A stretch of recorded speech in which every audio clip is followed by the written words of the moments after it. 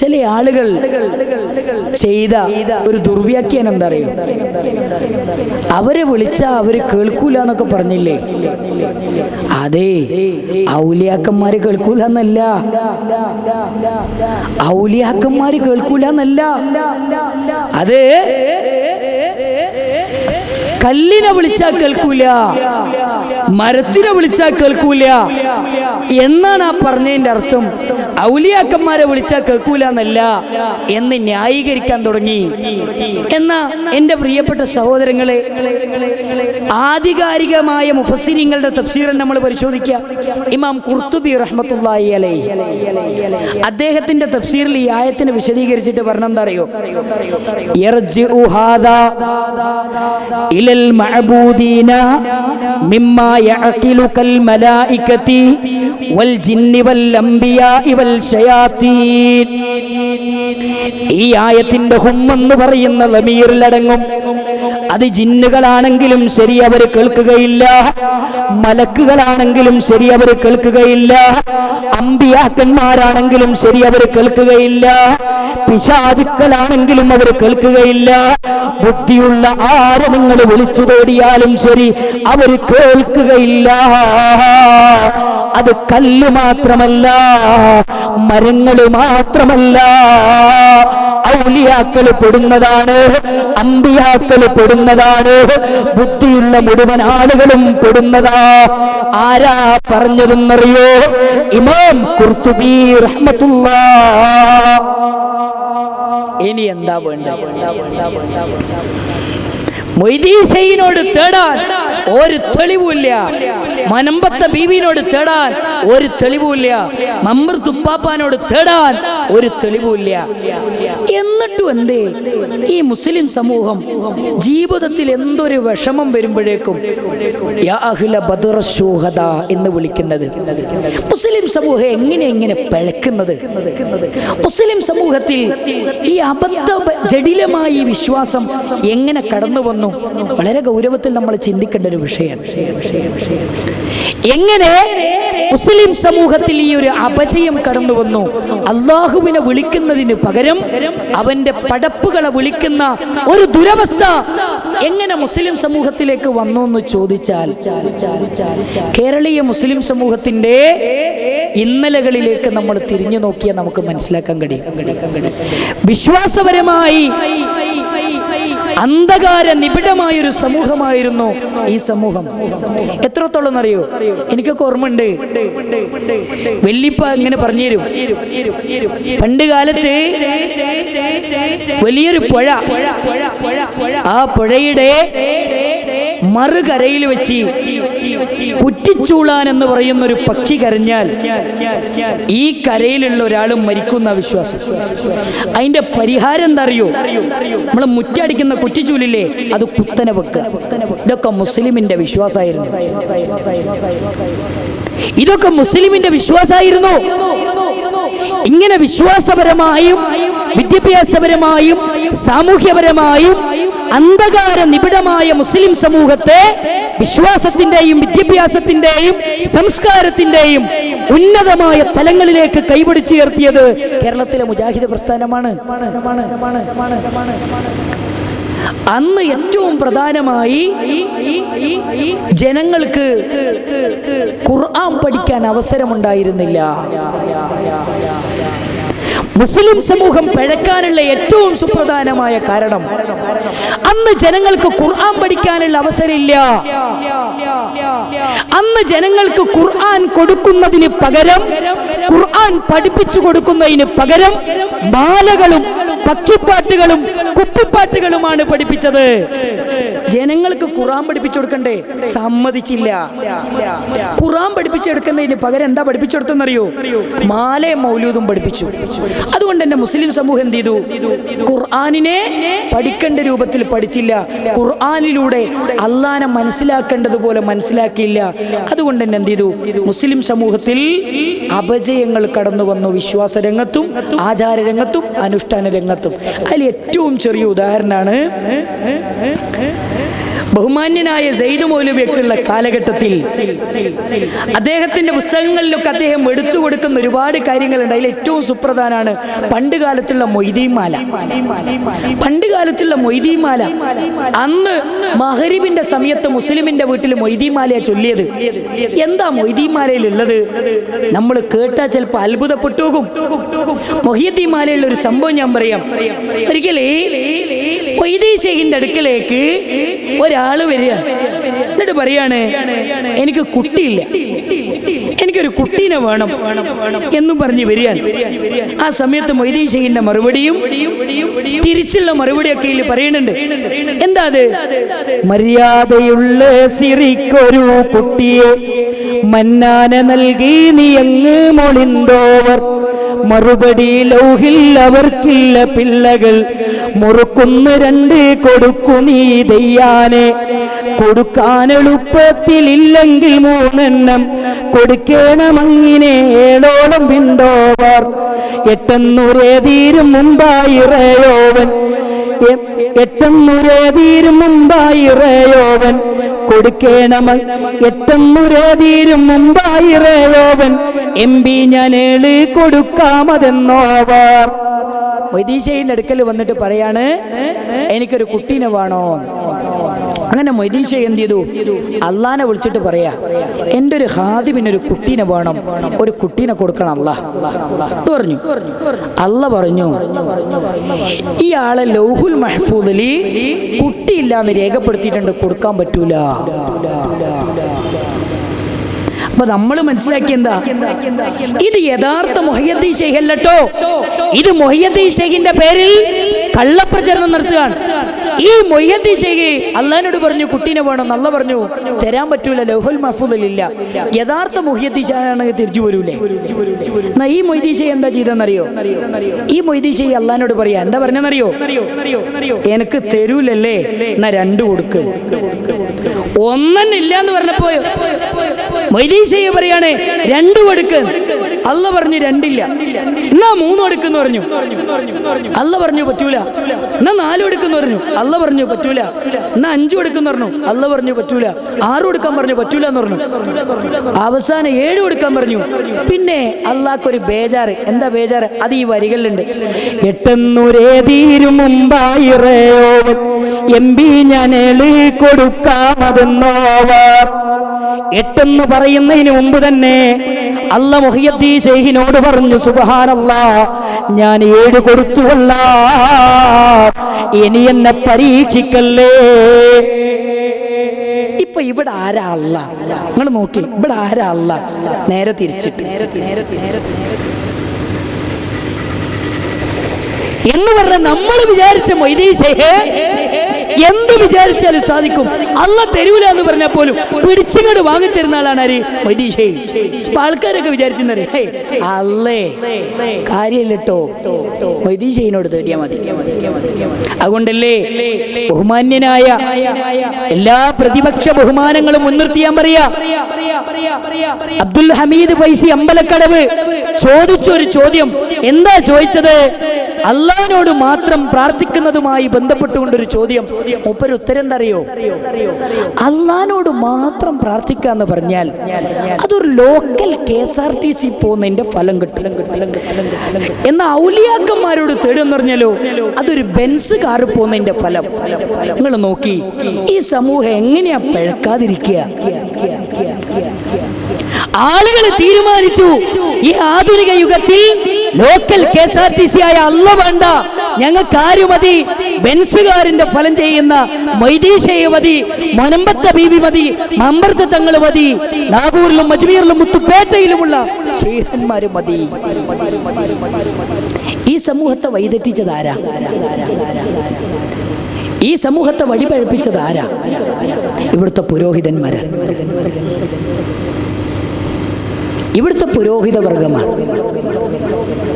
പച്ചയായ ഇസ്ലാമിന്റെ യാഥാർത്ഥ്യങ്ങളെപ്പോലും വളച്ചൊടിച്ച് ദുർവ്യാഖ്യാനം ചെയ്ത് ഏത് വിഷയം എത്രത്തോളം അറിയോ?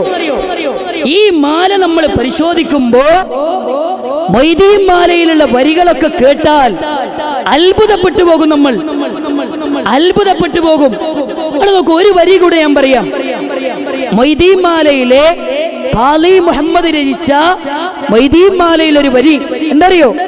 എന്നൂടെ ഏകല്ലൂടെയവൻ തന്റേകൽ ആകന്ന് ഞാൻ ചൊൽകിൽ ആകുന്നതെന്നോവർ. ശരിക്ക് ശ്രദ്ധിക്കണേ, ആ വരി ഞാൻ ഒന്നുകൂടെ പറയാ. എന്താ വരി എന്നറിയോ? എന്നൂടെ ഏകല്ലൂടെയവൻ തന്റേകൽ ആകന്ന് ഞാൻ ചൊൽകിൽ ആകുന്നതെന്നോവർ. എന്റെ കൽപ്പന അള്ളാഹുവിന്റെ കൽപ്പന തന്നെയാണ്. ഞാൻ ഏതെങ്കിലും ഒരു വസ്തുവിനോട് നീ ആകണമെന്ന് പറഞ്ഞാൽ അതങ്ങനെ തന്നെ ഉണ്ടാകുന്നതാണ്. നഊദു ബില്ലാഹ്. ഒരു മുസ്ലിമിന്റെ നാവിൽ നിന്ന് വരാൻ പാടില്ല, ഒരു മുസ്ലിമിന്റെ നാവിൽ നിന്ന് വരാൻ പാടില്ല. അല്ലാഹു സൂറത്തുൽ യാസീനിലെ 83-ാമത്തെ വചനത്തിലൂടെ പഠിപ്പിച്ചില്ലേ, ഇന്നമാ അംറുഹു ഇദാ അറാദ ശൈഅൻ അൻ യഖൂല ലഹു കുൻ ഫയകൂൻ. അല്ല എന്തെങ്കിലും ഒരു കാര്യം ഉദ്ദേശിച്ചാൽ കുന്നെന്ന് പറയുകയേ വേണ്ടേ, അപ്പോൾ അതുണ്ടാകുമെന്ന് അള്ളാഹുവിന്റെ പ്രത്യേകതയാ, അള്ളാഹുവിന്റെ സവിശേഷതയാ. ഈ സവിശേഷത ശൈഖിന് കൊണ്ടുപോയി സമർപ്പിച്ചില്ലേ? ഇത് ശിർക്കല്ലേ, ഇത് കൊടിയ ശിർക്കല്ലേ, ഇത് കൊടിയ കുഫറിന്റെ വരികളല്ലേ? എന്നെ കേട്ടുകൊണ്ടിരിക്കുന്ന പ്രിയപ്പെട്ട മുതഅല്ലിമീങ്ങളെ, പ്രിയപ്പെട്ട മുദർരിസീങ്ങളെ, ഒന്ന് ചിന്തിക്കണേ. ഇത് അല്ലാഹുവിന്റെ ഖുർആനിന് എതിരല്ലേ?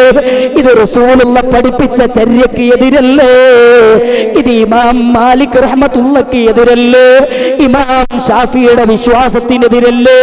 Ahmad bin ഹംബലിന്റെ വിശ്വാസത്തിനെതിരല്ലേ? ഇമാം അബൂ ഹനീഫത്തുൽ കൂഫിയുടെ വിശ്വാസത്തിനെതിരല്ലേ? ഇത് എവിടുന്ന് വന്നു? ഇനിയോ തീർന്നിട്ടില്ല. വീണ്ടും മാലകൾ പരിശോധിക്കുമ്പോ മുസ്ലിം സമൂഹത്തെ അള്ളാഹുവിൽ നിന്ന് അവന്റെ സൃഷ്ടികളിലേക്ക് വഴിതെറ്റിച്ചു കൊണ്ടുപോകുന്ന എത്രയെത്ര വരികളാണെന്നറിയോ? കുപ്പിയാകത്തുള്ള വസ്തുവിനെ പോലെ കാണാൻ ഞാൻ നിങ്ങളുടെ കൽബകമെന്നോവർ. നിങ്ങളെ ഹൃദയത്തിലുള്ള കാര്യം ഒരു വെളുത്ത കുപ്പി ഇവിടെ വെച്ചാൽ അതിന്റെ ഉള്ളിൽ എന്താണെന്ന് ഞാൻ പറയുന്നത് പോലെ നിങ്ങളെ ഉള്ളിന്റെ ഉള്ളിലെ രഹസ്യങ്ങളൊക്കെ എനിക്കറിയാം എന്ന് ആളുകളെ സാധാരണക്കാര് പറഞ്ഞു പറ്റിച്ചപ്പോ അവരതാ ജീവിതത്തിൽ വിഷമങ്ങൾ വരുമ്പോ മുഹയ്യദ്ദീൻ ശൈഖിനെ വിളിക്കുകയാണ്. വിളിക്കുമ്പോ മനസ്സിലുള്ള ചിന്ത എന്താ? എന്റെ മനസ്സിന്റെ ആദി അറിയുന്നവരാ, എന്റെ മനസ്സിന്റെ വേദന അറിയുന്നവരാ, എന്റെ മനസ്സിന്റെ ബുദ്ധിമുട്ട് അറിയുന്നവരാ മുഹയ്യദ്ദീൻ ശൈഖ് എന്നല്ലേ.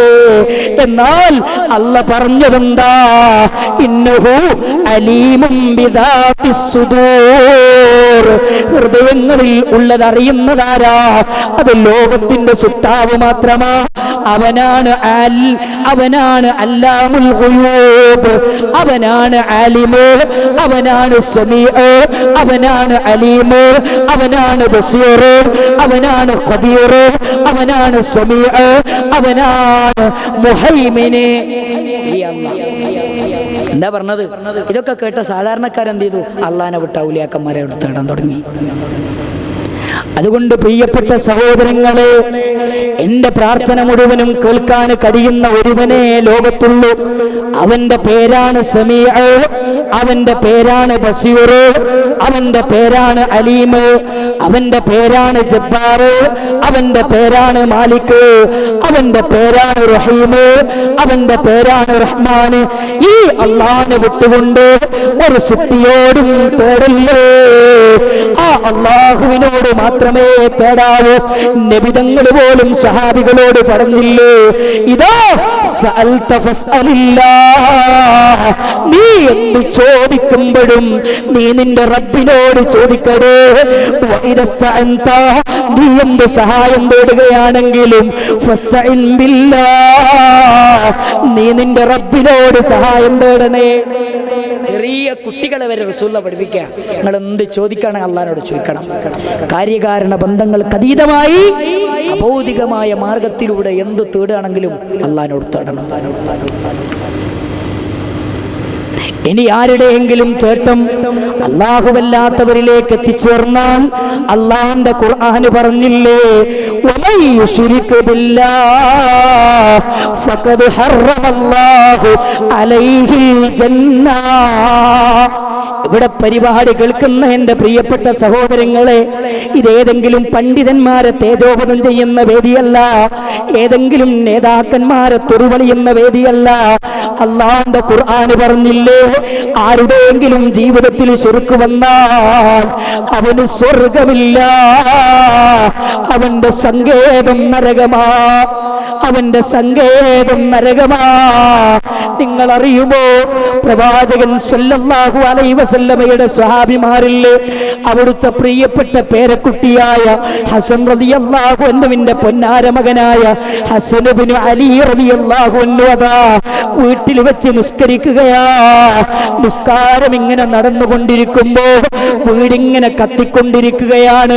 പുറത്തുനിന്ന് ആളുകൾ ഇങ്ങനെ ഒച്ചത്തിൽ വിളിച്ചു പറയാൻ തുടങ്ങി, അല്ലേ അലി ഹസന്റെ പൊന്നാര മോനെ, വീടിതാ കത്തിക്കൊണ്ടിരിക്കുന്നു മോനെ, ഒന്ന് പെട്ടെന്ന് ഇറങ്ങി വരണം മോനെ എന്ന് ഒച്ചത്തിൽ ഇങ്ങനെ ആളുകൾ വിളിച്ചിട്ടും ആ സ്വഹാബി അവിടെ വെച്ച് ആ പ്രിയപ്പെട്ട അലി റളിയല്ലാഹു അൻഹുവിന്റെ പേരക്കുട്ടി മിണ്ടുന്നില്ല. അയാൾ നിസ്കാരം തുറന്നുകൊണ്ടിരിക്കുകയാ. നിസ്കാരം കഴിഞ്ഞ് സലാം മുട്ടി പുറത്തേക്ക് വന്നപ്പോ വീടിങ്ങനെ കത്തി ഇങ്ങനെ ചാമ്പലായിക്കൊണ്ടിരിക്കുകയാ. അത്ഭുതത്തോടുകൂടി ചോദിക്കുക, ഇതെന്ത് പറ്റി? കൂടെ നിന്നവരൊക്കെ പറഞ്ഞു, ഇത് കത്തിക്കൊണ്ടിരിക്കുന്ന സമയത്ത് ഞങ്ങൾ നിങ്ങളെ വിളിച്ചിരുന്നു, പക്ഷേ നിങ്ങൾ മിണ്ടിയില്ല, നിങ്ങൾ നിസ്കാരത്തിൽ മുഴുകിയിരുന്നു. ആ പ്രിയപ്പെട്ട അലി റളിയല്ലാഹു അൻഹുവിന്റെ പേരക്കുട്ടി പറയുന്നൊരു വാക്കുണ്ട്, ഞാൻ എന്റെ നിസ്കാരത്തിൽ അതാ ദുനിയാവിലെ അഗ്നിയെ കുറിച്ചല്ല ചിന്തിച്ചത്, ആഖിറത്തിൽ വരാനുള്ള അഗ്നിയില്ലേ, ശരീരത്തെ മുഴുവനും കരിച്ചു കളയുന്ന അഗ്നിയില്ലേ, ദുനിയാവിലെ തീന്റെ കൂടെ 69 ഇരട്ടി കൂടെ ചൂടുള്ള ആ നരകത്തിലെ തീനെ കുറിച്ചൊന്ന് ചിന്തിച്ചു പോയപ്പോ ദുനിയാവിലെ തീനെ കുറിച്ച് ചിന്തിക്കാൻ പറ്റിയില്ല. അത്രയും ഗൗരവമാറും നരകമില്ലേ? ആ നരകത്തിൽ നിന്ന് രക്ഷപ്പെടണോ പ്രിയപ്പെട്ടവരെ? ജീവിതത്തിൽ ഒരിക്കലും അല്ലാഹനെ വിട്ട് ഒരു സൃഷ്ടികളോടും പ്രാർത്ഥിക്കരുത്, ഒരു സൃഷ്ടികളോടും നേർച്ച വഴിപാടുകൾ അർപ്പിക്കരുത്, ഒരു സൃഷ്ടികളുടെ പേരിലും സത്യം ചെയ്യരുത്, ഒരു സൃഷ്ടികളുടെ പേരിലും തവക്കുലാക്കരുത്. ഏകനായ റബ്ബിനോട് തേടണേ, അവര് നേർച്ച വഴിപാടുകൾ അർപ്പിക്കണേ, അവന്റെ പേരിലേ സത്യം ചെയ്യാവൂ. ഇതാണ് ഇസ്ലാമിന്റെ ആദർശം, ഇതാണ് ഇസ്ലാമിന്റെ ആദർശം. ഇനി നമ്മൾ മനസ്സിലാക്കേണ്ട ഒരു വിഷയം എന്താ വെച്ചാൽ, പലപ്പോഴും സലഫി പ്രസ്ഥാനത്തിന്റെ പ്രവർത്തകന്മാരെ കുറിച്ച് പറയുന്ന ഒരു ആരോപണമാണ്, ഇവർക്ക് ഔലിയാക്കന്മാരില്ല, ഇവർ ഔലിയാക്കന്മാരെ ആദരിക്കാത്തവരാണ്, ഔലിയാക്കന്മാരെ ബഹുമാനിക്കാത്തവരാണ്, ഔലിയാക്കന്മാരെ സ്നേഹിക്കാത്തവരാണ് എന്നിത്യാദി ആരോപണങ്ങളും ഈ സമൂഹത്തിൽ നിന്ന് നമ്മൾ കേട്ടുകൊണ്ടിരിക്കുന്നതാണ്. യഥാർത്ഥത്തിൽ എന്താണ് അതിൻ്റെ നിജസ്ഥിതി?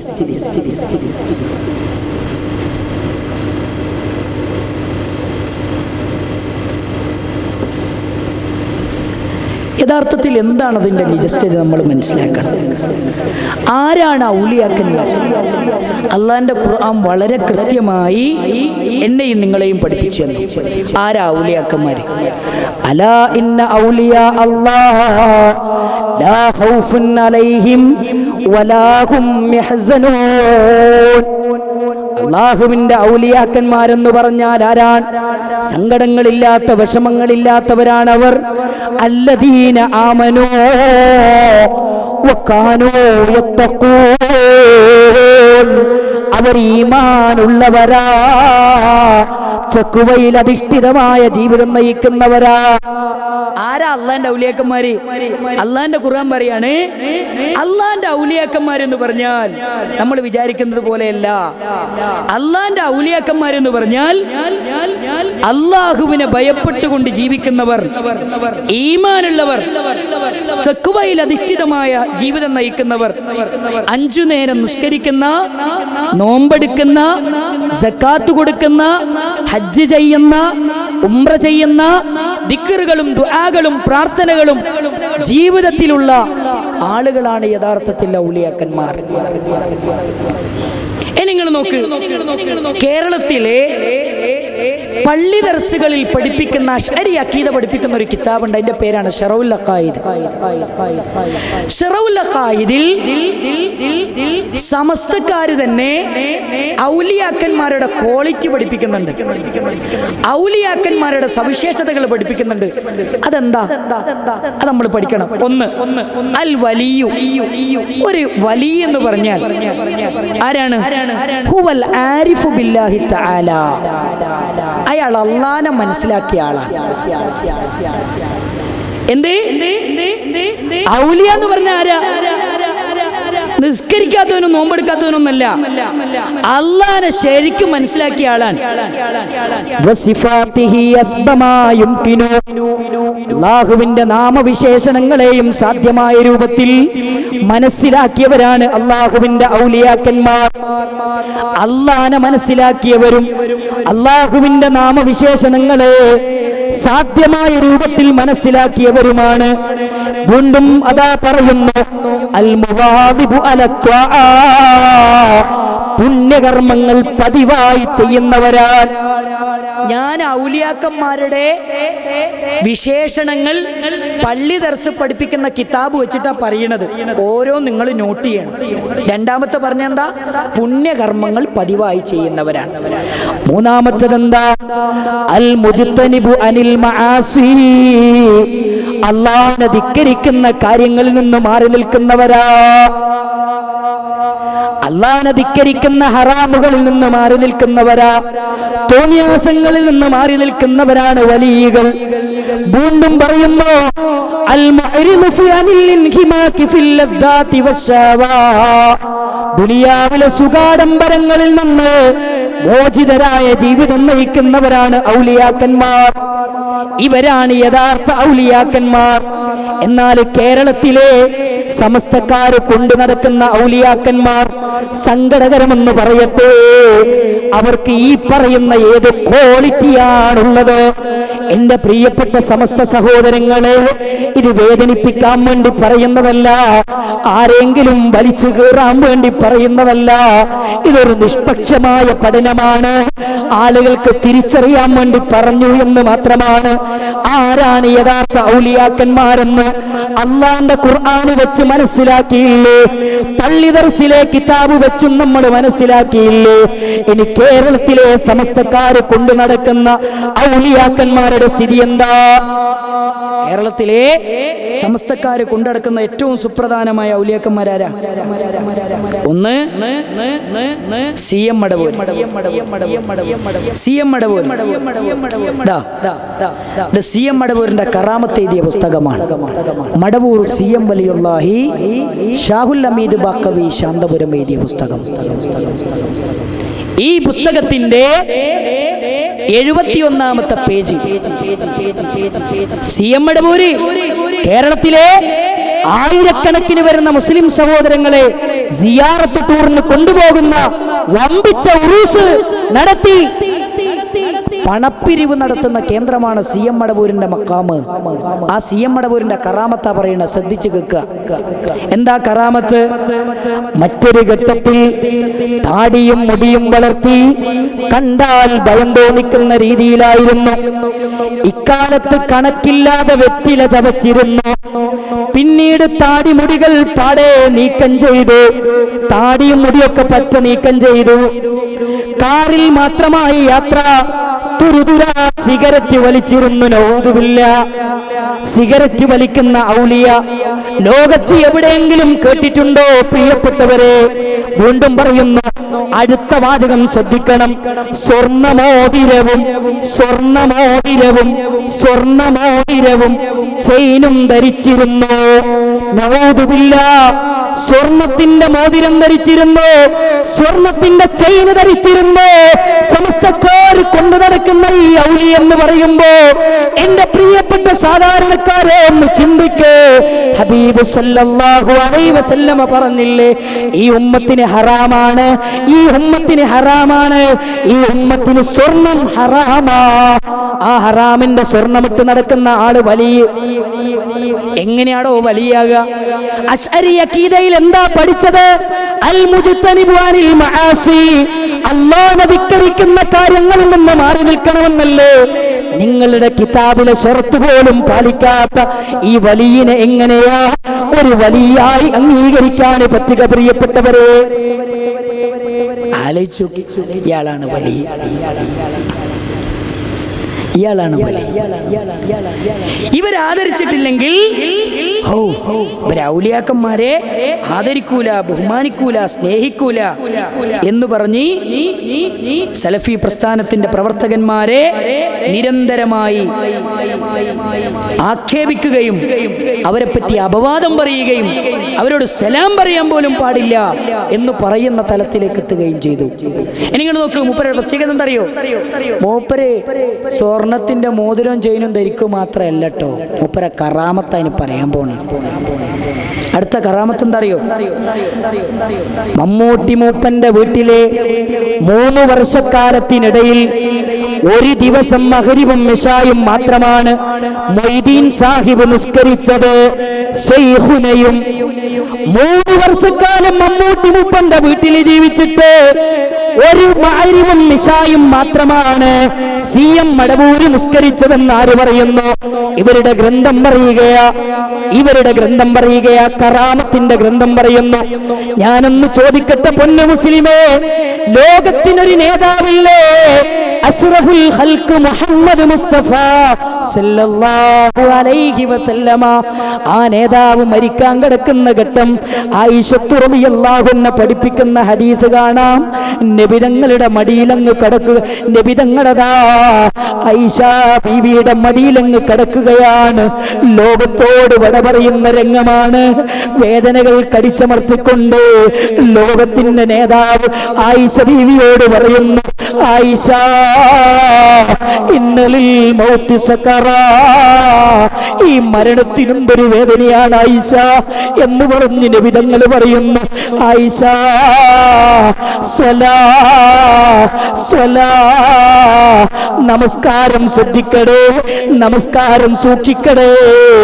മരണക്കടക്കയിൽ പോലും ഈ ഉമ്മത്തിനോട് അന്ത്യോപദേശം നൽകിയ നമസ്കാരം പോലുമില്ലാത്ത ഈ CM മടവൂരിനെ കുറിച്ച് മുസ്ലിങ്ങളുടെ വലിയെന്ന് പറയാൻ നാണമില്ലേ?